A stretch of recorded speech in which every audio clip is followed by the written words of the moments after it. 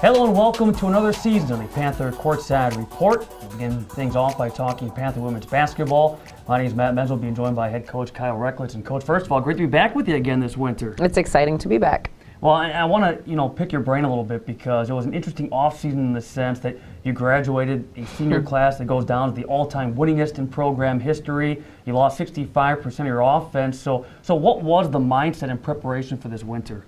Well, when we came in over the summer especially and finally had our freshman class of 5 on campus, it was let's just get a sense of who we are. I didn't establish roles.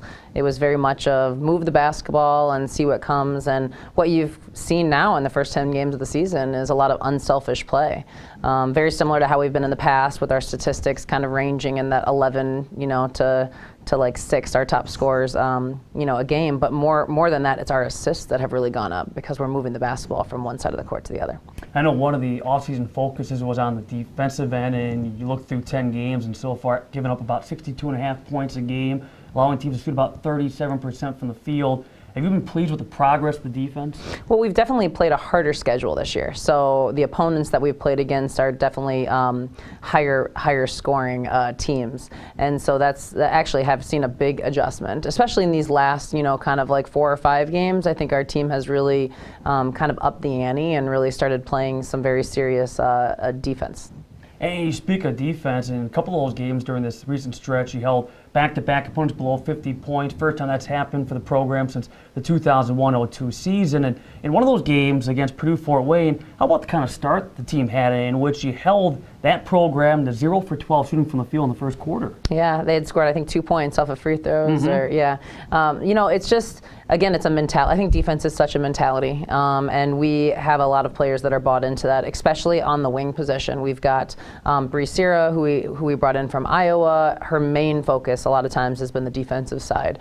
There's times that we can't take her off the court, but really Michaela has bought into that. Jamie, Akayla has bought into that, and then you get Ryan in the paint, who is leading the conference right now in block shots per game. She just is really a presence in there and has really helped us be able to defend one-on-one in the post. So I'm really happy with where some of our individual play is at. We still have to buy into some of the team concepts and get a little bit better at that, but individually we're really bought in on the defensive side. And team-wise, it feels like the offense is finding its rhythm. You go back to the Marquette game, a 22nd ranked program, and the team shot over 48% from the field. You followed it up by shooting, again, north of 48% against Purdue-Fort Wayne and shot well over 46% against North Dakota. But, again, starting to find that consistency on the offensive end. Yeah, we definitely have some shooters out on the perimeter. You got Jamie Wright, who's fluctuated a little bit this season. She's one that, we're really trying to focus on getting her to be consistent because she's just a scorer, and if we can get her going with everybody else going, it's going to be tough to be stopped. But you also have Alyssa Fisher and Sydney Levy has come in as a freshman and really hit some big shots for us. And now Michaela's shot is starting to fall, so people are having to come out on her ball screen a little bit, not be able to play underneath her. And so when you get players like that scoring and being really consistent from the 3-point line, that just opens up your paint for your inside players. You touched on this briefly a few minutes ago, but talk about the balance of the offense. And right now there are 9 players that are averaging between 5.1, 11.2 points per game. Does that kind of balance surprise you that so many players are factored into the attack? It doesn't, and I think it's just kind of people waiting their turn.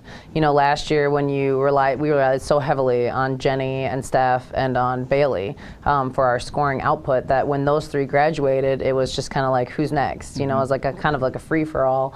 I think, consistently Megan has been outstanding as a freshman. She just, there's rarely a game where she doesn't score around that 10-point range. Usually her output is about 7 or 8 rebounds and about 12 points, and you kind of know what you're going to get. Everybody else has kind of fluctuated based off the game or how opponents are playing us, and if we can get a little bit more people to be consistent, I think that would really help us. But in the same sense, it means that you could have that surprise 30-point game from just about anybody on our roster. Now, you mentioned at one point Michaela Schmelter and her offensive ability as of late, starting to get that shot to drop. How does the offense change when she's out there at the point? How does the pacing change? How does the offensive mindset change with her and that experience at the point? Well, it's been, you go through the entire summer and you have her, and then we lose her for pretty much the whole preseason to soccer. And so it really gets a lot of reps for a lot of other people, which is great because we have to be able to rely on all of our point guards to be successful. But Michaela she just has a different speed to her game, both on the offense and the defensive end. And when the ball is in her hands, the ball moves. It just moves up the court a lot faster. People have to run a lot harder to stay with her pace. And I think that's definitely a bonus to who we are. Plus, she's probably the most in-shape athlete I've ever coached. I really think that she could probably play about 80 minutes straight in a game of basketball, similar to how she plays in soccer. Thankfully, our games are only 40 minutes, and I only have to play her about 30. But she's been excellent for us and just really keeps kind of a calming presence on the court. She's up there at the top of the league in assists right now per game, and she understands our offense and knows what I'm looking for when I make calls. So we have a very good trust between the two of us, and I definitely know that she will lead us here coming into conference play. And again, offensively, to no surprise, the three-point shot, a big part of the offense, and you've touched on, Jamie Wright, you have Sydney Levy, a freshman who's come on, Alyssa Fisher, that can hit that three-point shot with some ease.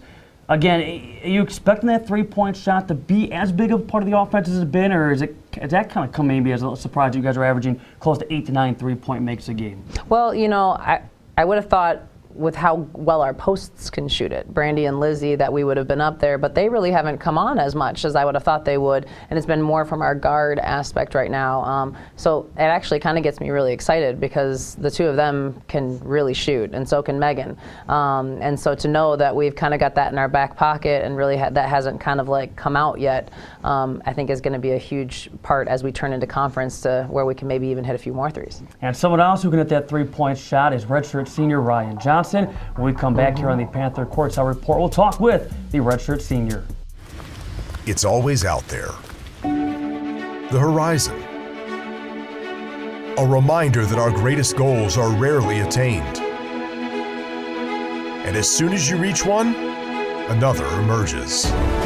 But every day we rise and work harder, dig deeper, ask one more question, take one more shot in relentless pursuit of our horizon. Welcome back to the Panther Courtside Report. Matt Menzel being joined by redshirt senior Ryan Johnson, kind of join us here on the program. And a few years ago you transferred into Milwaukee by way of Loyola. I know you get this question a lot, but why Milwaukee? Why Milwaukee? Honestly, when I talked to Coach Rex on the phone and she's like, telling me so much about the program and everything, and I got here and everything that she said was just real. The family, they want me to be great as a person, as well as a player. So, but that all just meshed well and it felt right. And obviously, Milwaukee is a beautiful campus when you think about, the beach being down, not too far away from campus. So it was great. And I also get that city life, but not too much of a city life, if that makes sense. Now, did you know much about the program, about the campus, about the city of Milwaukee prior to arriving on campus? Honestly, no. I knew that they were in the Horizon League just because, UIC is close to home for me. So I knew that they were in the Horizon League. But other than that, I did not know much about Milwaukee. You mentioned home, Lisle, Illinois, your hometown. Was it hard to leave your home state? Honestly, not really. It's only an hour and 30 away, and that's something that I did talk to Coach Rex about too. She's like, you're up the street. So that made it a lot easier to make a decision and say, hey, you know what, Milwaukee's the place for me. As most transfers have to, back in 2016-17, you sat out. You were a redshirt due to the NCAA transfer rules. What did you do with that year as far as the mindset? You sat out. What did you take in? What did you learn from that experience? Honestly, coming right out the gate, Coach Rex was like, it's going to be hard. And so immediately my mindset was, I'm going to have to put in a lot of work. And honestly, it was just that, a lot of individuals and extra lifts on top of the team lifts. But honestly, I enjoyed my redshirt year because it made me a better player. And I also enjoyed the encouragement that my teammates gave me in my redshirt year, even though it was, hard. And I had Michaela Schmelzer to kind of go along with me and help me through that. So honestly, it was a great year, even though it was a hard year. And it adjusted me to the culture and the system, and watching Steph and watching Jenny play helped me with that as well. And not to compare or contrast programs, but was there a big difference as far as expectations at one school to the next? You know, I think my expectations have always been to be a defender. So that's been across the board. But I would say here there's more expectations that I have to get my job done. You know what I'm saying? Because it's important here. There's more pride here and there's more heart in me doing what I'm supposed to do here. Now, your first year on the court, 2017-18, you played in 33 games. You made one start. How would you assess your first year in a Panther uniform? My first year was still just growth. You know, honestly, just continuing to watch Steph, continuing to watch Denny, and to be whatever I needed to be, you know, to play my role. Was that, hey, Ryan, go get a stop, Ryan, go get a stop, you know? So just still trying to get adjusted. And now you're one of the elders on the team, so to speak, one of a couple of seniors. So with that being said, with a young team, what advice have you had for maybe some of the younger players, and how have they fit in? You know, we are a young team, but honestly, I just feel like even though we're young, we have so much heart and so much pride, and I think that makes just so much easier for us to, you know, tackle every game. My advice to them has always been to just give it your all, no matter what we're doing in practices and games, just to give it your all, because that's all that, you know, anyone can ask of you. Of course, one of the big highlights so far of your senior year came in late November against UC Riverside in California, and all of a sudden, you're in the right spot, rebound, putback at the buzzer, a game winner. First of all, what do you remember about that putback buzzer beater? I just remember seeing Megan get the shot off, and I was like, oh my gosh, I have to get it, you know? And then as soon as I grabbed it, I'm like, okay, the buzzer hasn't gone off yet, so hurry up and just shoot it before time runs out. It was an 8-point fourth quarter for you in that victory. And you were telling me after the game, that was, as far as you can remember, your first game-winning buzzer beater in your career? Yes, it was. How thrilling was that, just to know that you would just put the game in the win column? It was great, especially coming off the St. Mary's game the night before, and we had lost by a couple of points. So to finally get it done, and you know, the reason why we were in California is to business and to put ourselves in a great position. So that just felt great, honestly. It just felt like a great win to have, and then, so yeah. So certainly a great memory there as we get to know Ryan Johnson a little bit more. You look throughout your athletic career, whether it be at the youth level, high school, college, do you have at this point in your life, a memorable moment you say, hey, this was my favorite athletic accomplishment? I'm not really sure I have that right now. Still working on it? Still working on it. We'll put the buzzer beater as I will mention. Exactly. Nickname? Nickname, Rye or Big Rye? Where's that come from? Rye, just, you know, my name, Ryan, but then Big Rye came from high school. You know, all of my high school friends are like Big Rye. So like even still, they call me Big Rye. Favorite food? Oh man, favorite food, I love steak. Big steak lover. How do you like it done? Medium well or well done. Okay. Favorite music or type of music? Favorite type of R&B. I'm very 90s R&B. I love throwback. So. Do you have before a game, a certain pregame routine? You have to do things in a certain order? We have pregame meal and then immediately shower and nap. How long's your nap? Maybe 45 minutes. Okay. Yeah. And then you're ready to go? I'm ready to go. Favorite movie? Ooh, probably Love Don't Cost a Thing with Nick Cannon. Okay. Yeah. Do you have a favorite pro sports team and or athlete? My favorite sports athlete would be Sylvia Fowles. She plays for the, I am drawing the blank. She plays for Minnesota. The Lynx? The Lynx, yeah. Okay. Yeah. 3 words that best describe you. Quiet at times. Quiet? Not on the court, though. No. I can be quiet and reserved. Helpful. And I'm not sure. What's the last one? I'm not sure. We'll say you bring leadership. You know, we'll go with leadership. There we go. When you look at, 20 years from now, finish the statement, I will be doing, hopefully I'll be owning my own business in terms of real estate. I would love to own a bunch of property and rent it out. And then I also will be doing, hopefully, film. You know, film is also a passion of mine.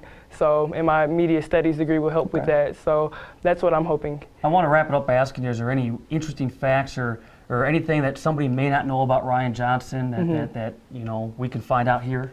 I don't know. I guess my best, quote I feel like is I have a 6'9" wingspan, so I'm always protecting the house, in the paint. Well, Ryan, thanks a lot for your time and continued success here in your senior year. Thank you, Matt. More of the Panther Courtside Report coming up after this.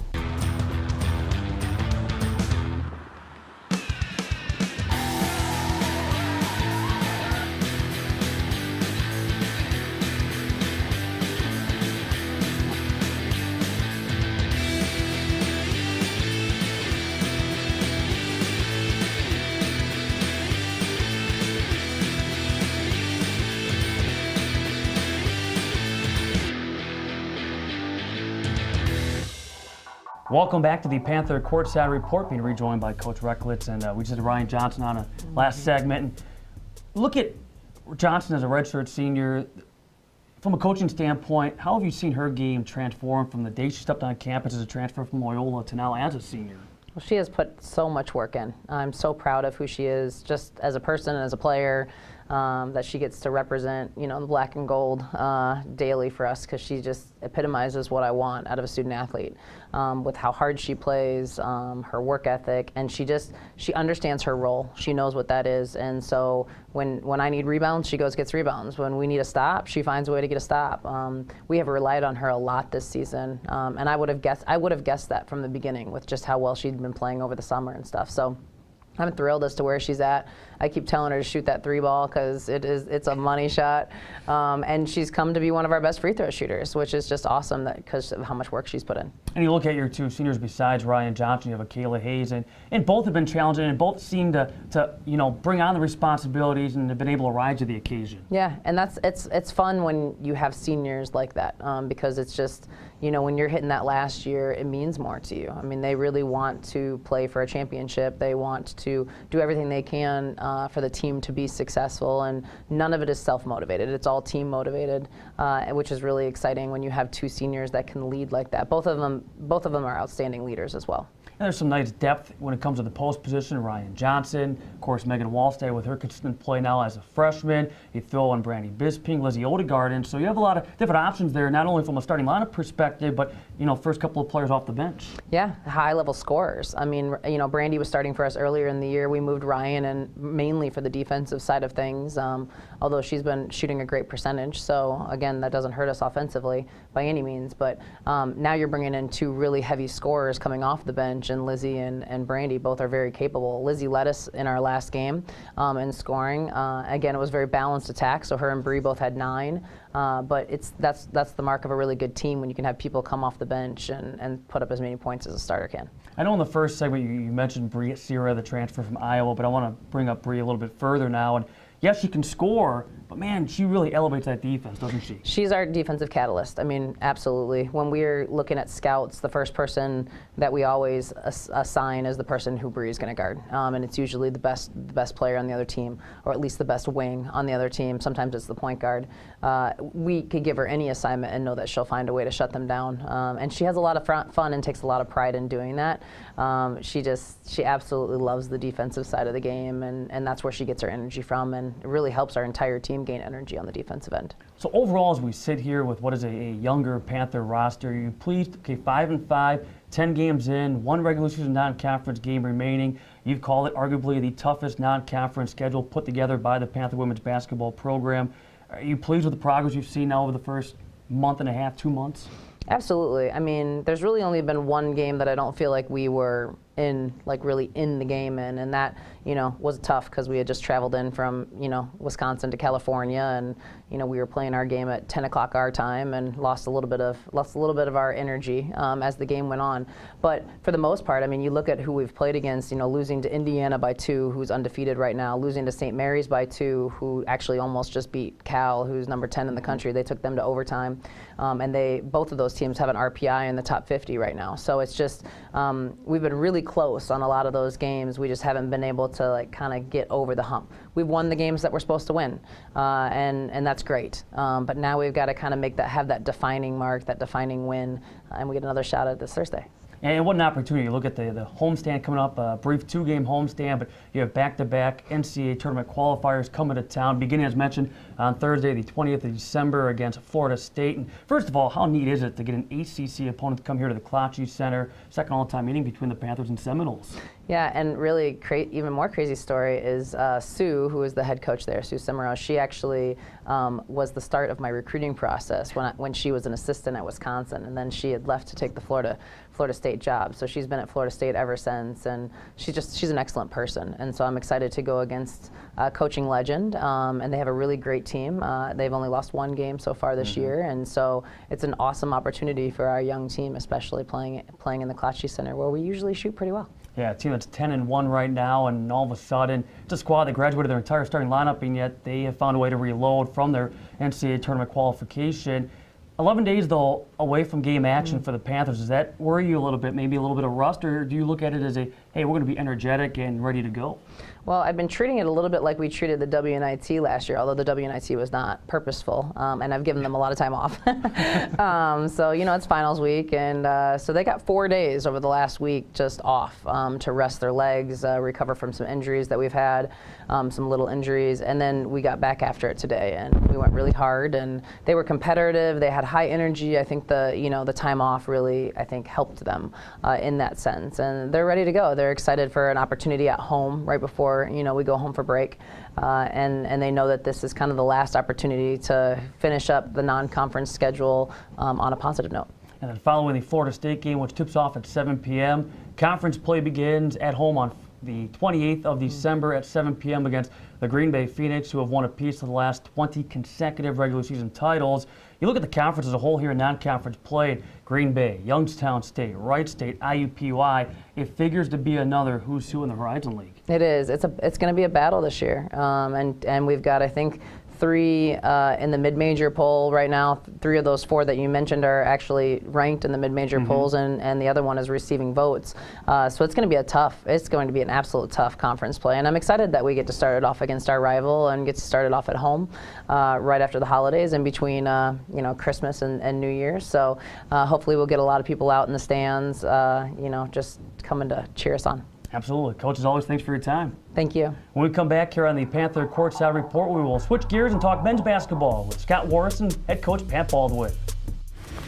It's always out there. The horizon. A reminder that our greatest goals are rarely attained. And as soon as you reach one, another emerges. But every day we rise and work harder, dig deeper, ask one more question, take one more shot in relentless pursuit of our horizon. And welcome back inside the Panthers Courtside Report. Scott Warris and head men's basketball coach Pat Baldwin. Coach, good to see you. Welcome back into the show. Thank you very much. Glad to be back. Let's spend the first couple of minutes we don't have to go all the way back to the beginning of the season, but let's set the table a little bit. A lot of new names, a lot of new faces. Where are you and the staff in terms of the learning process? And where do you think the players are in terms of learning you and what you want and what you ask for night in and night out? Yeah, we talk about the learning curve that our guys had to have, and as much as it was for them, it's the same thing for us, and getting to know them. And right now I think we're at the point where I'm starting to understand everyone's niche on the floor, the rotation patterns, and what everyone can do and in certain game situations. So, I think it's starting to come along. I still think there's a little bit of ways to go before we're actually clicking and feeling extremely comfortable, but I'm looking forward to that next step that we take as a team. How much of that learning happens on the practice floor, and then how much of that happens in actual game, real life situations? I think it's both situations. When we're in practice, we do a lot of game type of things and game situations just so we understand exactly what we're doing at certain points in the game, and certainly in the games we start figuring that out as well. As the game progresses, maybe we're playing against a pressing team or a team that maybe sits back a little bit more. We start learning even more at that point too. And I just think it's the situation and what comes up. Practice is just as good as the games are. We have some really good scout guys in T-John Lucas and Harrison Henderson. They give us a really good look during practice. Shea Mitchell is part of that group as well, and I think that helps us, to be more in game-like situations too. A couple of the adjectives that were used about this team when you put it together in the offseason, and I think have held true through pretty much the entire non-conference: length and athleticism. Those are 2 words that you've used, others have used in learning your team. Has that length and athleticism, is that living up to the expectations so far, in your opinion? I think we have a little bit of ways to go. I think it helps, at times to have the length, and certainly we want to get out on the break more and use our athleticism with Dre, and we have some speed and quickness, and now we've inserted Bryce Barnes into the backcourt along with Darius, so we should be a lot quicker But certainly, in our front line and with Dre coming on, I think it's helped. And I think we want to be even better on the defensive side. It hasn't panned out as much on the defensive side as I wanted to, because I think we can get some more steals, more deflections. The area that I think the length is helping out is our three-point field goal percentage defense, where I think that we're pretty good in that area. We're going to talk about DeAndre Abram in just a couple seconds. Big week for Dre, but let's start with the backcourt tandem of Bryce Barnes, who fans have gotten to know now in his third year, and Darius Roy, a transfer in. He played his freshman year at a D1 school at Mercer.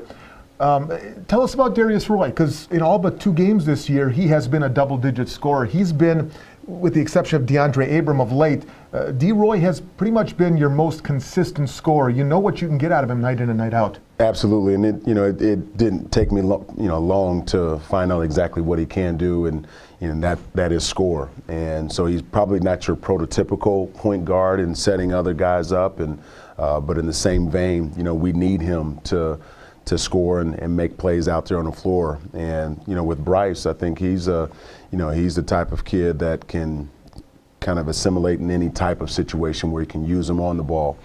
You can use him off the ball as well, and so that helps to free up Darius up a little bit. But Darius has been very consistent scoring the basketball.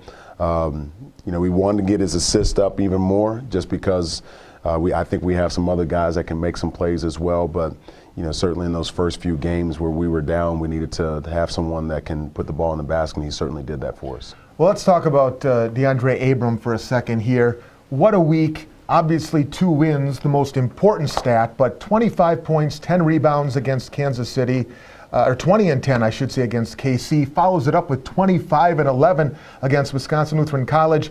He is the Horizon League Player of the Week. It's been 3 seasons since a Panther owned that award. And my gosh, it'd be tough to see anybody else getting that award over Dre. He is in the zone. He's in a groove. Whatever word you want to use, he's got it. Yeah, since the North Dakota game, he's really been playing really well, shot the ball well against UMKC, and really saved us in the first half where we were kind of in a lull, and certainly did some good things in the second half in the UMKC game. And against Lutheran, he followed that up with 25 and 11, and I think over the season he has 5 double-doubles, which is, I don't know if that's a record or anything like that, but he's doing a great job for us, and we just want him to be consistent as well. And for right now, he's becoming that secondary scorer that we need. And we always talked about his versatility and how he can help us, and he's certainly doing so. He's exploiting some mismatches to his advantage. You've moved him to the 4, and gosh, it's paid off big time. Yeah, and that's what we talk about with his versatility, being able to play multiple positions. And then when we see disadvantages or advantages that we can take advantage of during the game, we certainly want to exploit that, and he's done so in a major way these last couple of games.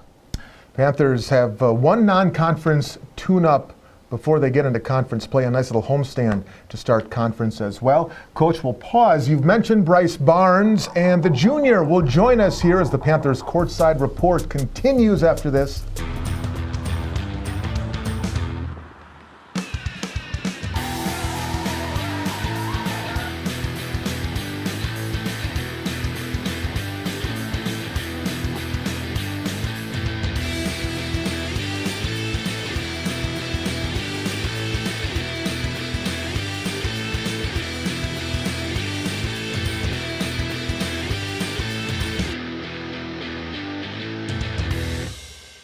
Welcome back. Joined here, as you can see, by junior co-captain guard Bryce Barnes. I appreciate the time, Bryce. Thank you. We mentioned it, co-captain. Right, yeah. Tell me how you found out about getting that title this offseason. Yeah, well, I found out about it the same time as everyone else. We've actually voted captains before we left after the summer. When we came back, we worked out a little bit, and then actually had like a team meeting where he announced the captains, and he went through the whole team, told everyone their roles, and that was it. Why do you think that your team voted you a co-captain? I think one is experience. I've been here the longest. I know the plays, all 5 positions basically. as well as I do believe that I have leadership qualities. I'm not scared to speak out and say things, you know, like out on the court. I'm always willing to help a teammate, whether it's helping them understand a play while we're doing something, or even off the court. Pretty vocal, you know, with that. Well, I was going to ask, what type of leader are you? I mean, are you somebody who's going to get in their face in a huddle on the court, or are you more likely maybe during a timeout or after the game to pull somebody aside and talk to them? Yeah, especially with you know, like all the different personalities, it's going to be different for each person. But I'm more so comfortable with the second option, pulling someone aside, whether during a timeout or at the end of a game or practice, and telling them you know, like what they did wrong or if they did something good, like being vocal in that manner. You know, we have talked a lot about all the different new players on this roster.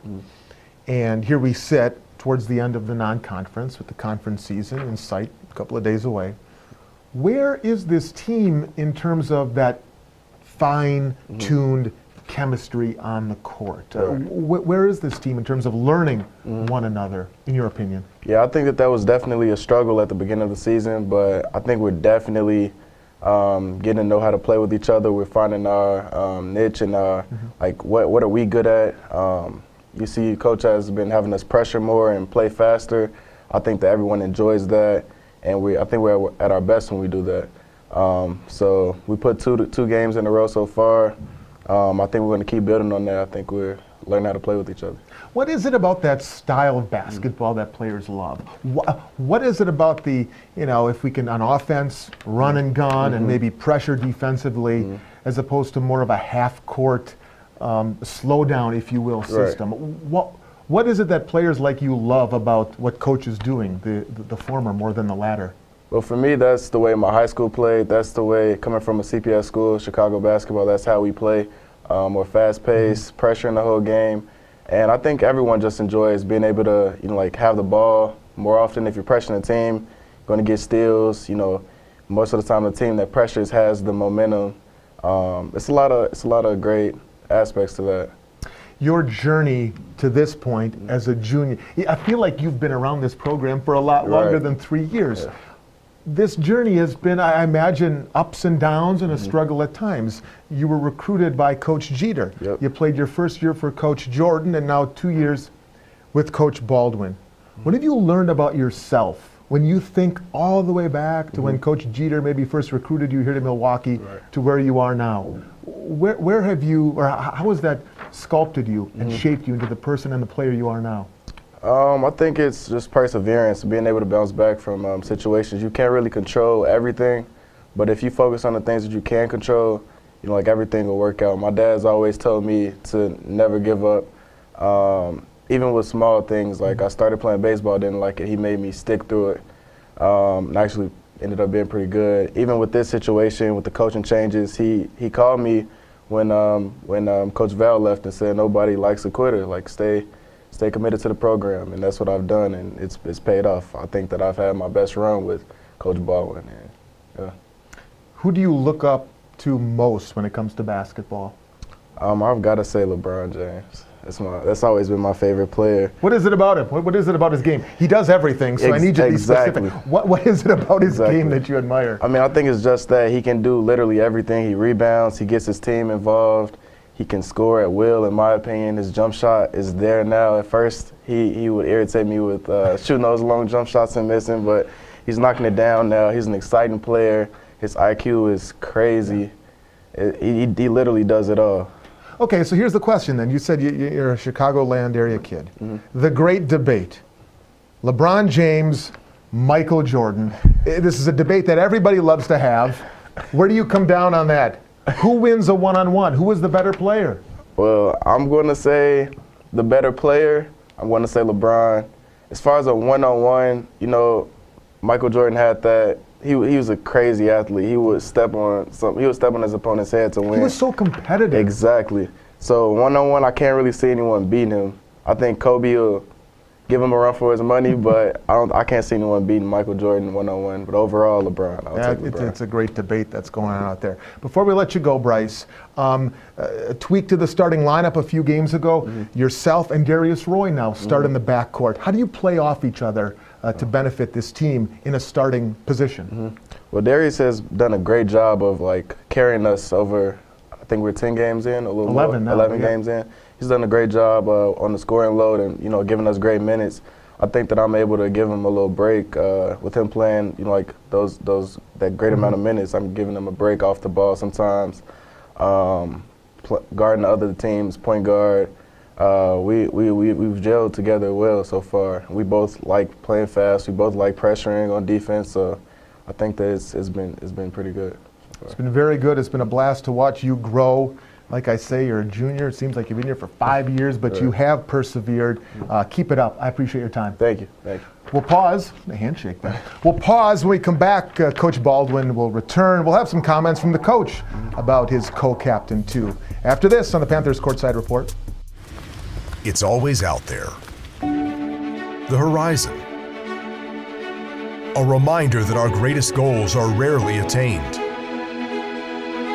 And as soon as you reach one, another emerges. But every day we rise and work harder, dig deeper, ask one more question, take one more shot in relentless pursuit of our horizon.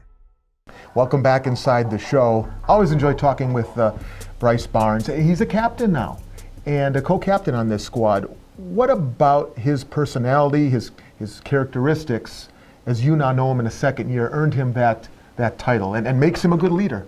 Yeah, you know, the thing that we talk about with captains is being an everyday guy, and certainly he does that, and then also you have to demonstrate those abilities on and off the court. And so for us, it was a no-brainer when we and his teammates, you know, decided to name him as a captain, because we know that he's an everyday guy.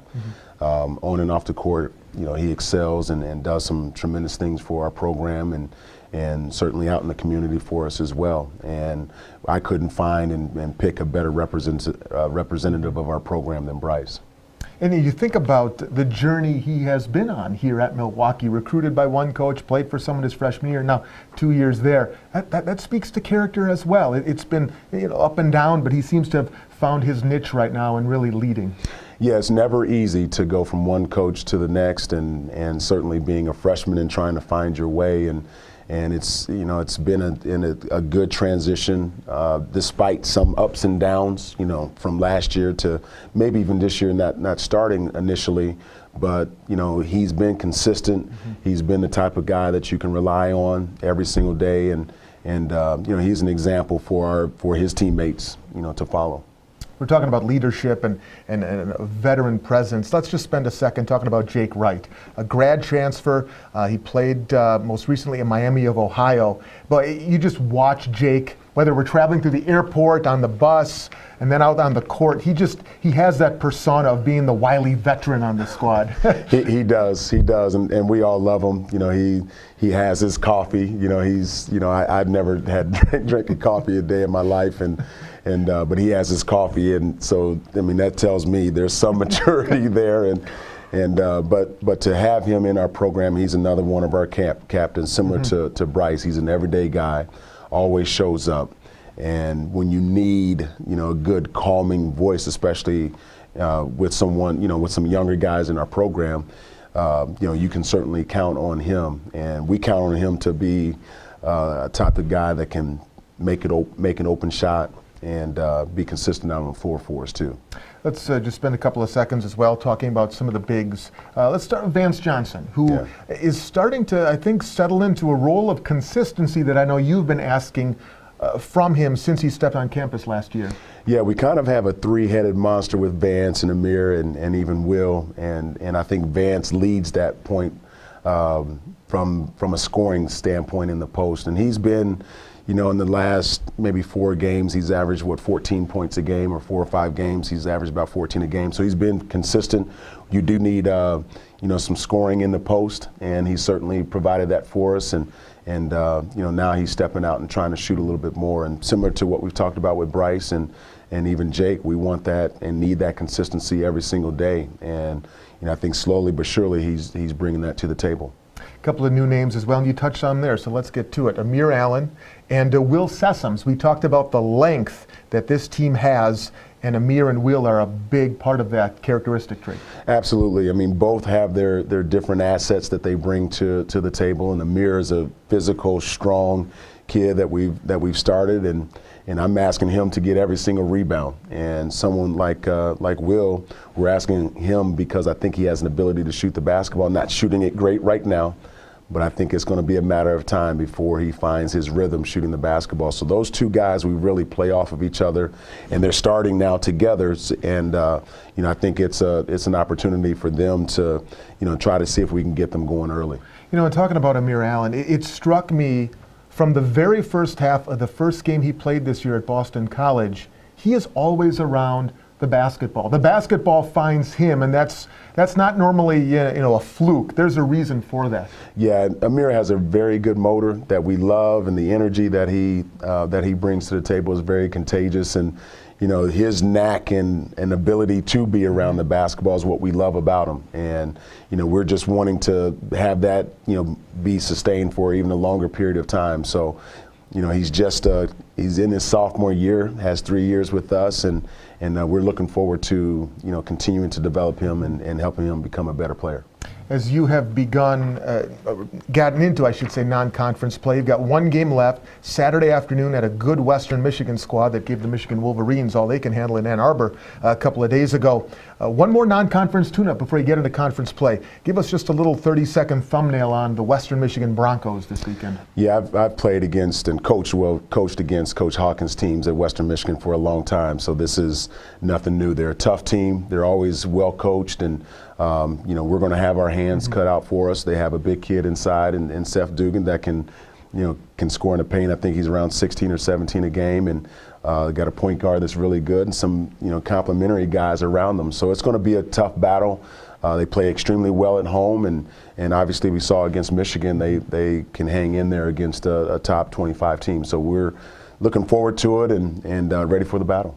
And then the Horizon League schedule makers, a nice little gift there around the New Year's holiday, a homestand to begin conference, which is always nice to try to get off on the right foot. And you've got the rivalry on the 29th at Panther Arena with the Phoenix in town. Absolutely. What better way to kick off right before New Year than against your rival, against Green Bay? So, obviously let's take care of Western Michigan and get to Christmas and enjoy that, and then be ready to go against the Phoenix. He's always taking it 1 game at a time. I try to get him to talk 2 games in advance. He will not do it. Coach, best of skill. We'll do this again real soon. Thanks for your time. All right, thank you. For Coach Pat Baldwin, our thanks to Bryce Barnes. Thanks to Kyle Recklitz and Ryan Johnson. We'll see all of you next time as well for the next edition of the Panthers Courtside Report.